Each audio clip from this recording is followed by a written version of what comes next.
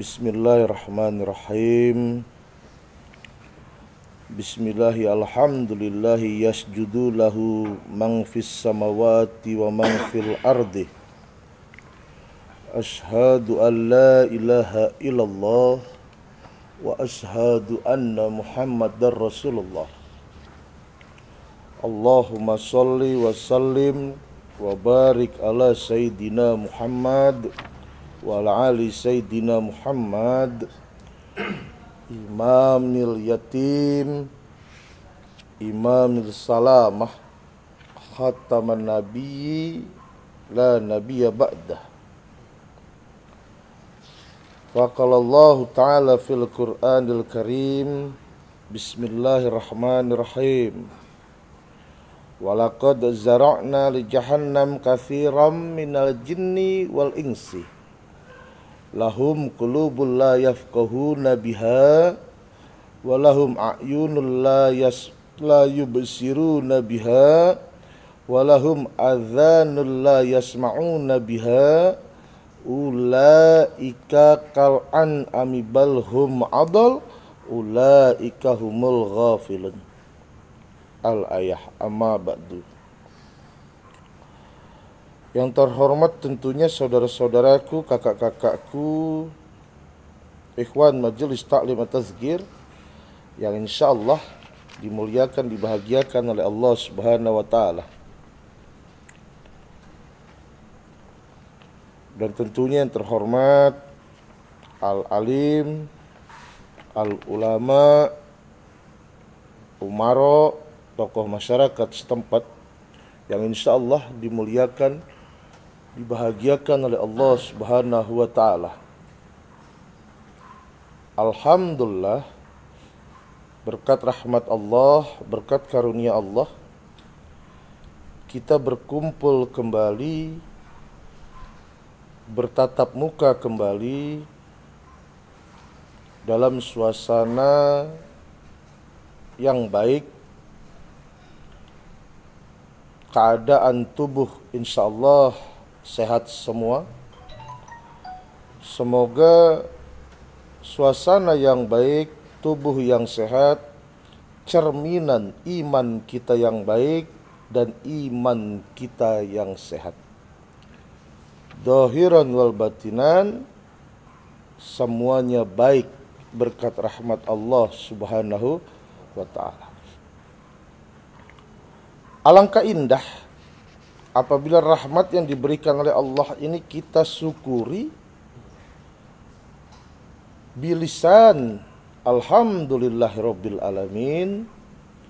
Biarkan tentunya memaksimalkan, mengupayakan dengan segala cara dan upaya melaksanakan perintah Allah Subhanahu wa ta'ala. Maka akan ditambah oleh Allah nikmatnya apabila kau laksanakan perintahku, menjauhi larangan Allah. Itu adalah salah satu wujud syukur kepada Allah Subhanahu wa taala. La in syakartum la zidanakum wa la in kafartum min adzabil sadid. Apabila manusia ini bersyukur, maka akan ditambah nikmat, akan semakin dibahagiakan oleh Allah. Tetapi sebaliknya apabila dia tidak mau bersyukur, suatu hari nanti azab Allah sangatlah pedih. Saudaraku rahimakumullah, salawat teriring salam keharibaan junjungan agung Nabi besar Muhammad sallallahu alaihi wasallam yang kita nantikan syafaatnya fid din wal akhirah.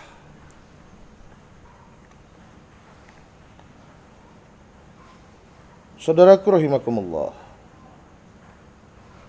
segala sesuatu ciptaan Allah mempunyai makna dan arti, saling terkait, bermanfaat. Segala sesuatu ciptaan Allah, tak ada yang tak bermanfaat. Bahkan virus corona yang saat ini ada, yang katanya ini adalah ciptaannya manusia, tetap bersumber dari Allah Subhanahu wa ta'ala. Satu dunia dibuat guncang. Ada yang kesulitan, ada juga yang diuntungkan. Ada yang dirugikan, juga ada yang diuntungkan. Jadi tidak ada yang tidak membawa manfaat. Manfaatnya apa salah satunya? Manfaatnya salah satunya sekarang kita yang dahulu kala menyepelekan kebersihan, sekarang kita bersih. Sering pakai hand sanitizer, cuci tangan. Sekarang kita menjaga hirupan udara dengan masker biar tidak tertular penyakit. Tumbuh kedisiplinan, tumbuh semakin dia sayang kepada dirinya, kepada tubuhnya. Alhamdulillah adanya corona yang kemarin sibuk di luaran, sering melupakan keluarganya, sering tak ada waktu terhadap keluarganya. Dengan adanya lockdown dan sebagainya, bisa ada waktu dengan keluarganya. Yang kemarin mungkin sedikit sombong, tidak pernah memikirkan besok makan apa, karena dia selalu merasa besok akan selalu ada pekerjaannya. Hari ini dia berpikir, saya besok makan apa. Yang kemarin sedikit pemborosan, sekarang dia tekan benar-benar dia bisa berhemat. Ada dampak. Ingat, di mana ada sebab pasti ada akibat. Ada baik, ada buruk, tergantung manusia. Maka saudaraku, kalau kau bisa sayang terhadap corona, kau bisa sayang terhadap tubuhmu karena corona, kau bisa takut karena corona, maka alangkah tidak baiknya kalau kau tak punya rasa takut kepada Allah, tak sayang kepada Allah, dan tidak hati-hati dalam menjaga hubungan kepada Allah Subhanahu wa ta'ala. Saudaraku rahimakumullah, waktu yang diberikan oleh Allah ini panjang. Saking panjangnya sampai kita tidak tahu kapan waktunya akan berakhir. Dan dalam keadaan apa serta di mana posisi kita di saat waktu yang diberikan oleh Allah ini akan berakhir, kita tidak tahu. Maka dikatakan oleh Allah Subhanahu wa taala di dalam Al-Qur'anul Karim, wal asri innal insana lafil khusrin illa ladzina amanu wa amilus solihati wa tawassaw bil haq wa tawassaw bis sabr. Maka jangan kau sia-siakan waktu. Jangan kita sia-siakan waktu yang diberikan oleh Allah ini dengan terbuang percuma. Kalau harta bisa dicari, sakit bisa diobati. Tapi kalau waktu ini sudah hilang, dia tak akan kembali lagi. Waktu di dunia ini yang panjang, yang kita tidak tahu kapan dan di mana akan berakhir. Ternyata ini adalah waktu kita juga nanti di akhirat. Kenapa saya bilang ini juga waktu kita di akhirat? Sebagaimana pesan Rasulullah SAW, ad-dunya mazra'atul akhirah. Dunia ini adalah ladang akhirat. Maka pergunakanlah sebaik mungkin, rawatlah sebaik mungkin, tanamlah tanaman yang baik karena ini adalah ladang, agar berbuah kebaikan. Nah, di dalam merawat ladang ini tadi ada tata caranya. Ada kewajiban-kewajiban yang harus dilakukan dalam merawat ladang. Salah satu contoh, wajib disirami. Wajib dibersihkan dari hama. Tanahnya wajib dia apa jenenge? Dibajak. Wajib dipupuk. Begitu juga dengan kita, kehidupan kita ini. Maka salah satunya adalah sholat 5 waktu. Sholat 5 waktu ini di dalam agama dikatakan, di dalam Al-Quranul Karim, bahkan Rasulullah mengatakan, sholat 5 waktu ini adalah tiangnya agama. Apabila kau kerjakan, berarti kau tegakkan agama. Apabila kau tinggalkan, berarti kau runtuhkan agama. Karena ladang ini kita ingin menghasilkan yang baik,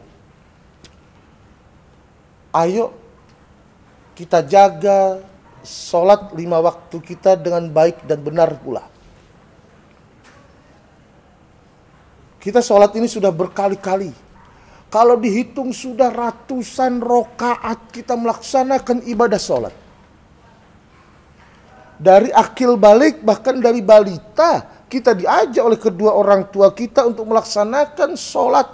Sampai saat ini usia sudah ada yang 42, ada yang 45, sudah ada yang 38 saat ini kita, ada yang mungkin sudah 40. Pak Edi, 40 berapa? Pak Edi sudah 54 tahun.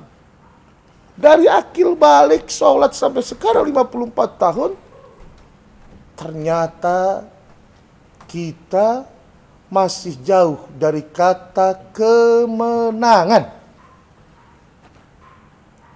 Saya dari akil balik sampai saat ini masih jauh saya pribadi dari kata kemenangan.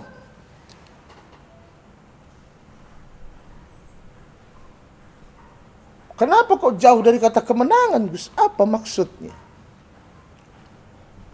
Terkadang dalam 1 tahun kita masih banyak kekalahan. Sholat 5 waktu, ini pertanyaan kita bersama. Kenapa kok kita sulit untuk khusyuk di saat sholat 5 waktu? Sholat dari akhir balik, bahkan kita sholat dari balita, sampai saat ini kenapa kok belum pernah merasakan khusyuk? Apa itu maksudnya khusyuk? Khusyuk itu maksudnya merasa benar-benar dekat, taqarruban ilallah di saat melaksanakan ibadah. Bisa bergetar di mana jiwa, bisa merinding di mana tubuh, terkadang merasa bahagia di saat kita melaksanakan ibadah kepada Allah. Maka alangkah ruginya manusia kalau selama hidupnya dia tidak bisa merasakan nikmat taqarruban ilallah. Sedangkan sholat adalah salah satu sarana media yang diberikan oleh Allah Subhanahu wa Ta'ala untuk menuju nikmat tersebut. Kita sudah merasakan nikmat. Makan enak sudah nikmat, bisa bercerita.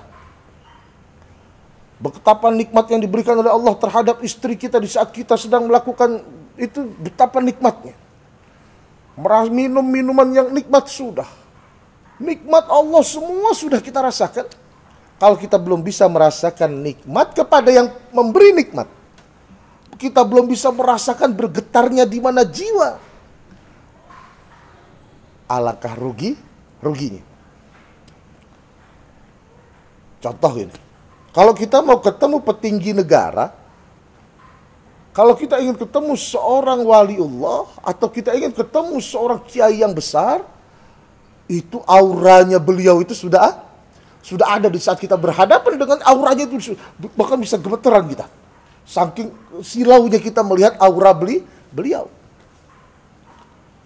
Lah kalau kita belum pernah bisa merasakan auranya Allah Subhanahu wa Ta'ala, alangkah ruginya. Kenapa kok di dalam sholat 5 waktu itu kita sulit merasakan khusyuk? Karena Allah di dalam sholat 5 waktu Yang dibutuhkan, yang diinginkan oleh Allah bukan hanya kekhusyuanmu. Bukan kekhusyuan kita yang dicari di dalam sholat 5 waktu. Yang dicari di dalam sholat 5 waktu adalah kita mau datang kepada Allah. Maka Allahu Akbar, Allahu Akbar. Asyhadu an la ilaha illallah. Asyhadu an la ilaha illallah. Wa asyhadu anna Muhammadar Rasulullah. Wa asyhadu anna Muhammadar Rasulullah. Hayya 'alas shalah. Hayya 'alas shalah. Hayya 'alal falah. Hayya 'alal falah. Sini, kerjakan salat dan raihlah kemenangan. Kemenangan dari apa? Kemenangan di saat kau sedang bekerja, kau dipanggil oleh Allah. Di saat kau sedang senang-senang, kau dipanggil oleh Allah. Di saat kau sedang bercengkrama, kau dipanggil oleh Allah. Kemenangan dari hawa nafsumu, kemenangan dari menepati janjimu kepada Allah Subhanahu wa Ta'ala. Komitmen manusia di sini dipertanyakan oleh Allah Subhanahu wa Ta'ala. Benarkah Allah ini adalah segala-segalanya bagi kita? Atau sebaliknya, ada Tuhan lain selain Allah?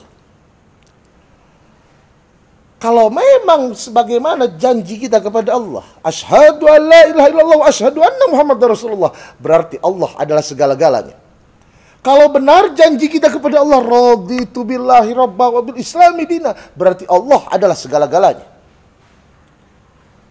Maka yang dibutuhkan oleh Allah adalah kedatanganmu. Maka yang dibutuhkan oleh Allah adalah kedatanganmu. Yang diinginkan oleh Allah, kau mendapatkan kemenangan dari melawan hawa nafsumu, melawan hawa malasmu, melawan hawa kekhawatiranmu, melawan hawa sayangmu terhadap duniamu.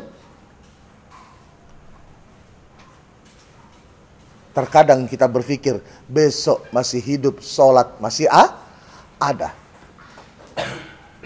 Subhanallah, betapa ruginya. Maka ayo raih kemenangan ini.